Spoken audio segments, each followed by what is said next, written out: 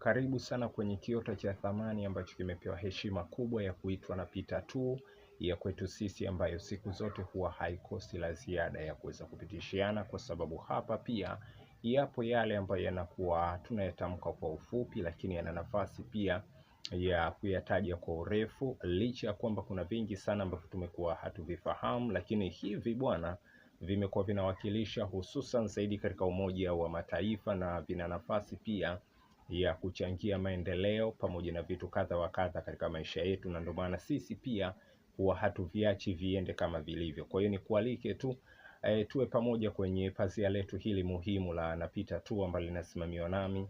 Mimi naitwa Anko Amiri, anko wa anko wote dunia nzima. Karibu sana kwenye Napita 2 ya siku ya leo, ambayo ina nafasi pia kufahamisha kuhusiana na moja ya baraza la jamii la kiuchumi la Umoja wa Mataifa ambalo linaitwa ECOSOC.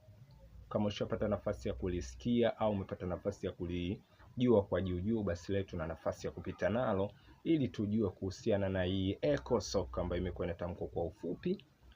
Kwa urefu wake huwa inatamkwa vipi na vipi vitu kadha wa kadha ambavyo vinahusiana na hii ECOSOC. ECOSOC kama nilivyokuambia kwamba hivyo ndio huwa inatamkwa kwa ufupi, lakini kwa urefu zaidi inatamkwa Economic and Social Council, yani Economic and Social Council, na hili ni baraza la kijamii la kiuchumi la Umoja wa Mataifa kama umekuwa hufahamu, na ni moja ya vyombo vikuu vya Umoja wa Mataifa.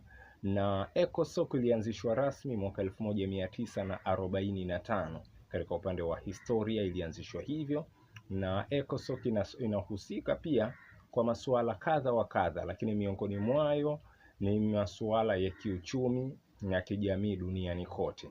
Hii ECOSOC inakuwa inahusika, lakini vile vile pia inahusika katika kutoa mapendekezo kwa mataifa wanachama wa Umoja wa Mataifa. Ndio kazi yake kubwa ECOSOC, kama ulikuwa kufahamu. ECOSOC pia inahusika katika masuala yanayohusu uchumi na jamii duniani. Hilo pia ni suala lake muhimu pia ambalo ECOSOC inahusika, lakini vile vile pia ECOSOC huwa inatoa mapendekezo ya mataifa wanachama wa Umoja wa Mataifa juu ya masuala ya uchumi na jamii kiujumla. Hiyo ndio swala kubwa ambalo ECOSOC wanakuwa wanahusika nalo. Ilianzishwa mwaka 1945 na ni moja ya baraza la kijamii na kiuchumi la Umoja wa Mataifa ambalo lina heshima lake na lina kazi nyingi sana ambazo zinafanywa, ambavyo wewe pia kama umekuwa haulifahamu, basi pata nafasi ya kupita nalo kwenye Napita 2 ya kwetu sisi. Asante sana na shukran pia kwa kuendelea kutoa maoni yako kupitia kile ambacho tunakihusisha hapa, lakini vile vile pia kupitia YouTube yetu pia umeendelea kusubscribe. Shukran pia, na endelea kuangalia zaidi video zetu kadha wa kadha ambazo tumekuwa tunazikutanisha hapo kwa ajili ya kupatiana baadhi ya vile tunavyovifahamu kiuchache, lakini vile vile pia tunahitaji pia kuzifahamu kiurefu na upana. Asante na shukran sana kwa kutenga muda wako kuicheki hii kwa leo.